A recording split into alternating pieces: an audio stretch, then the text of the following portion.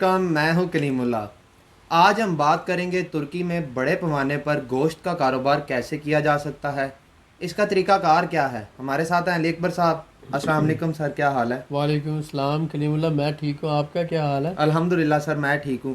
Sir आप हमें बताएं, तुर्की में बड़े पैमाने पर गोश्त का कारोबार कैसे किया जा सकता है, इसका क्या पोटेंशियल है। जी कलीमुल्लाह, गोश्त का कारोबार और इसका पोटेंशियल, तो इस हवाले से आप समझ लें कि टर्की में जो है गोश्त तकरीबन, आप फ्रेश मीट की जब बात करते हैं, फ्रेश और फ्रोज़न मीट की, तो तकरीबन 1.5 बिलियन यूएस डॉलर का ये fresh and frozen meet import होता है हर साल टर्की के अंदर।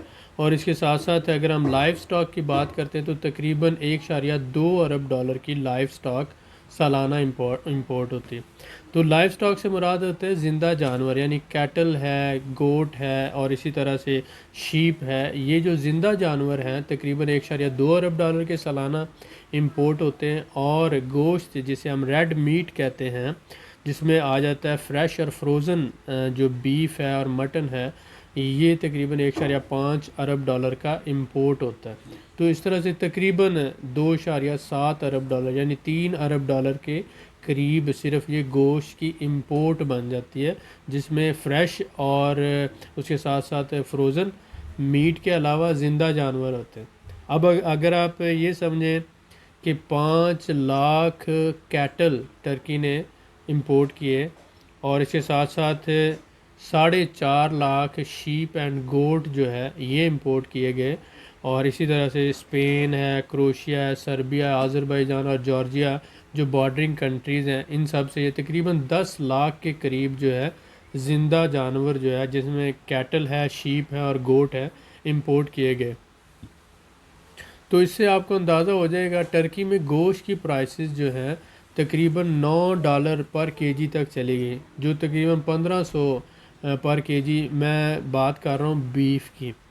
तो इस हवाले से आप ये देखें कि बीफ पाकिस्तान में तकरीबन 500 या 450 रुपये का पर केजी है। टर्की में इसकी प्राइसेस 1500 पर केजी तक चली गई। और टर्की में उसकी अपनी आबादी तकरीबन 8 करोड़ है, जबकि 6 करोड़ सालाना जो है टूरिस्ट टर्की में विज़िट करता है। तो आपको पता है जो टूरिस्ट होगा वो आके दाल और सब्ज़ियां तो नहीं खाएगा, वो कबाब खाता है, गोश्त खाता है या सी फूड खाता है। तो इसलिए ये जो 6 करोड़ टूरिस्ट आता है, इसकी भी डिमांड सारी गोश्त है। और 8 करोड़ आबादी जो है वो भी 80% जो है वो गोश्त ही खाते हैं।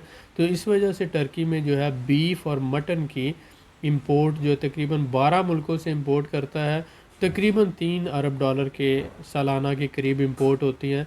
तो इसलिए इस बिज़नेस में बहुत ज़्यादा पोटेंशियल है। पाकिस्तान जो है एक ज़री मुल्क है और वहाँ पर बहुत ज़्यादा पोटेंशियल है जानवरों का। और वहाँ पर आप समझते हैं गला बानी का भी बहुत ज़्यादा रुझान है, लोगों ने अपने फार्म बनाए हुए हैं। इसी तरह से कैटल हैं वहाँ पर, इसी तरह से शीप एंड गोट हैं। तो वहाँ से जो है गोश्त की एक्सपोर्ट, हलाल गोश्त की एक्सपोर्ट टर्की को बहुत और बड़े पैमाने पे हो सकती है और बहुत अच्छा इसमें मुनाफा भी कमाया जा सकता है। जी सर, बहुत शुक्रिया। ये सर मैं वेलकम। आपसे जानना चाहूँगा कि टर्की के किन इलाकों में गलाबानी यानी जानवर पाले जाते हैं और जानवरों की खरीदो फरोख्त का काम होता है।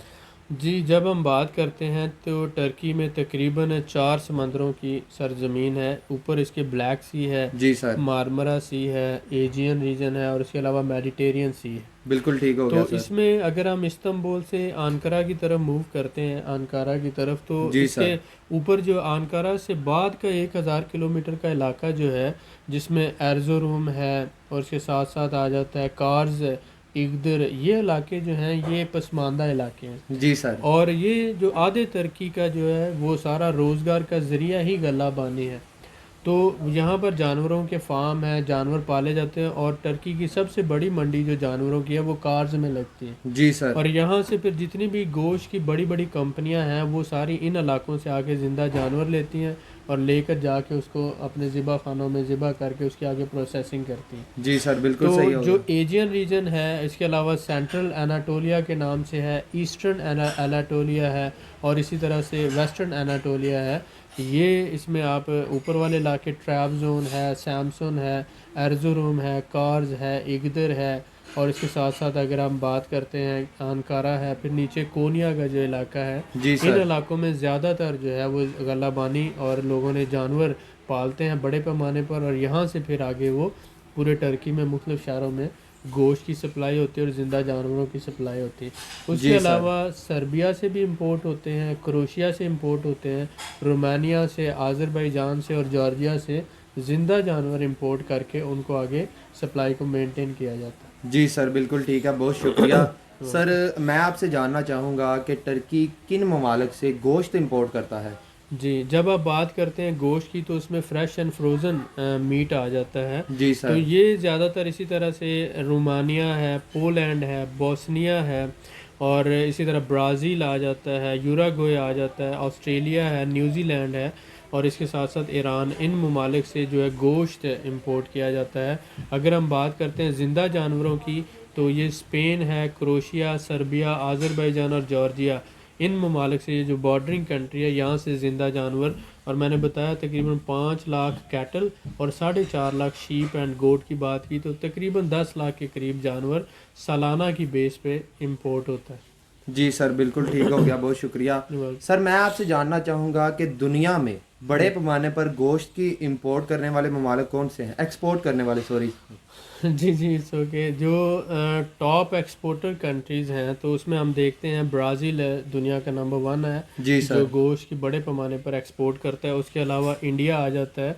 इंडिया में हालांकि वो मुसलमानों को जो है गोश्त खाने नहीं देते और ख़ुद भी सब्ज़ी खोर है, जी सर। लेकिन ब्राज़ील के बाद दूसरा बड़ा एक्सपोर्टर जो है क्योंकि वो लोग खाते नहीं हैं तो वो फिर पूरी दुनिया को एक्सपोर्ट करते हैं। जी सर, तो बिल्कुल ठीक दूसरा हो बड़ा गया। एक्सपोर्टर इंडिया है।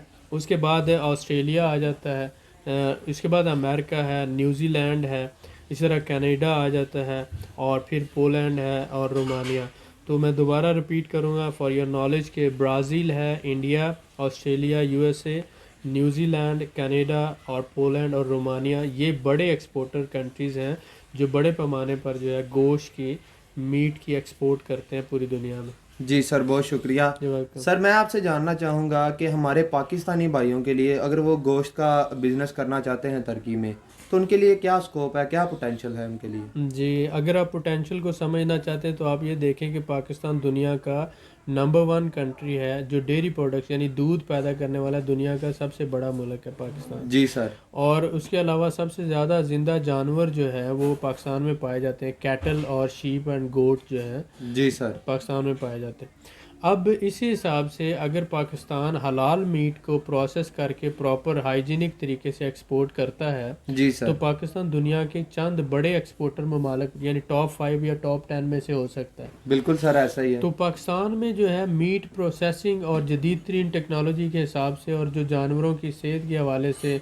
जो आप कहते हैं वेटनरी डॉक्टर्स और वो उसका जो प्रॉपर एक बीमार जानवरों का इलाज और बीमारियां और जो हर हर हवाले से कंट्रोल्ड जिसे हम कहते हैं फार्मिंग का रुझान बहुत कम है। जी सर, बिल्कुल सही हो गया। तो ये फार्मिंग का रुझान अगर प्रॉपर किया जाए और पाकिस्तान से जो है वो सेहतमंद जानवर लेकर उसके आगे मीट प्रोसेसिंग करके एज़ पर इंटरनेशनल स्टैंडर्ड उसको एक्सपोर्ट किया जाए, जैसा कि हम ऑलरेडी यूके को कर रहे हैं, मिडल ईस्ट को कर रहे हैं, तो टर्की एक नई मार्केट है। जी सर, बिल्कुल सही। टर्की $2.5 अरब तकरीबन सालाना की इंपोर्ट करता है गोश्त की, और टर्की हमारा बहुत बड़ा एक मुस्लिम कंट्री है और हमारा बहुत बड़ा बिजनेस पार्टनर है।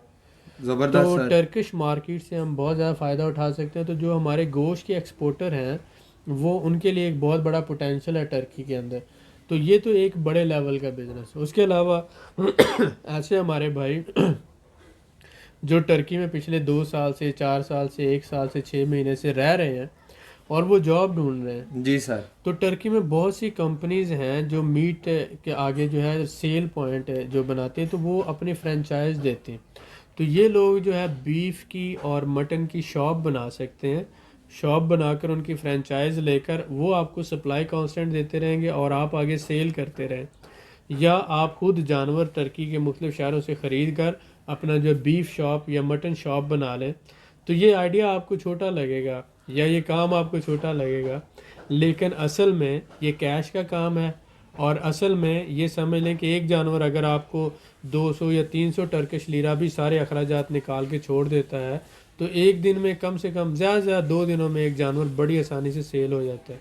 तो 2 से 3 दिनों में अगर आपको 300-400 टर्किश लीरा बच रहा है एक जानवर पर, तो ये एक अच्छी अमाउंट है। तो इसी तरह से आप समझ लें महीने का 3,000-4,000 या इससे भी ज़्यादा टर्किश लीरा आप बचा सकते हैं। ऑलमोस्ट जो है वहाँ पर 50 टर्किश लीरा यानी 45 टर्किश लीरा का पर केजी जाता है, जो $9 के अराउंड रकम बनती है। जी सर, बिल्कुल सही है।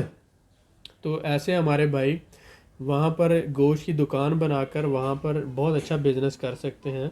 और जानवर भी आप कार्स और ये जो दूसरे इलाके हैं आनकरा और इससे ऊपर वाले इलाके हैं, यहाँ से आप ज़िंदा जानवर ख़रीद सकते हैं। और ख़रीद कर ये काम करने के लिए आपको 2 या 3 लोगों की एक टीम बनाना पड़ेगी। एक बंदा शॉप पे रहे हमेशा और दूसरा जो है एक बंदा वो बाइंग के लिए टर्की के मुख्तलिफ शहरों से जाकर ज़िंदा जानवर ख़रीद के लाता है और आप उसको आगे प्रोसेस करके ज़िबा करके आगे वो गोश्त देते हैं ताज़ा। तो इसकी बहुत ज़्यादा डिमांड है टर्की के अंदर। ये अगर आप नहीं कर सकते तो जो कंपनीज़ हैं, मीट कंपनीज़ हैं, वो आप उनकी पार्टनरशिप लेकर या जिसे फ्रेंचाइज़ कहा जाता है वो लेकर आप मुर्गी की दुकान बना सकते हैं, आप बीफ की दुकान बना सकते हैं, मटन की दुकान बना सकते हैं। आप वो बनाएं और वहाँ पर आप सेल्स करें। आप आसानी से 5-6 हज़ार टर्किश लीरा मंथली कमा सकते हैं और ये एक बहुत अच्छा बिजनेस है, सेल्फ एम्प्लॉयमेंट है। जॉब आपको कोई इतनी आसानी से देगा नहीं, लेकिन ये आपके लिए एक ऐसा बिज़नेस है जो आप आसानी से करके एक अच्छा अपने लिए अर्निंग कर सकते हैं और स्टैंड हो सकते हैं और सर्वाइवल आपके लिए बेटर हो सकता है। जी सर, माशाल्लाह आपने बड़े अच्छे तरीके से एक्सप्लेन किया, मैं आपका बड़ा शुक्रगुजार हूँ। बहुत शुक्रिया, थैंक यू। मज़ीद मालूमात के लिए हमारे चैनल को सब्सक्राइब करें, वीडियो को लाइक करें और शेयर करें, बेल आइकन को ज़रूर प्रेस करें ताकि हमारी अगली वीडियो आपको मिल सके। अल्लाह हाफिज़।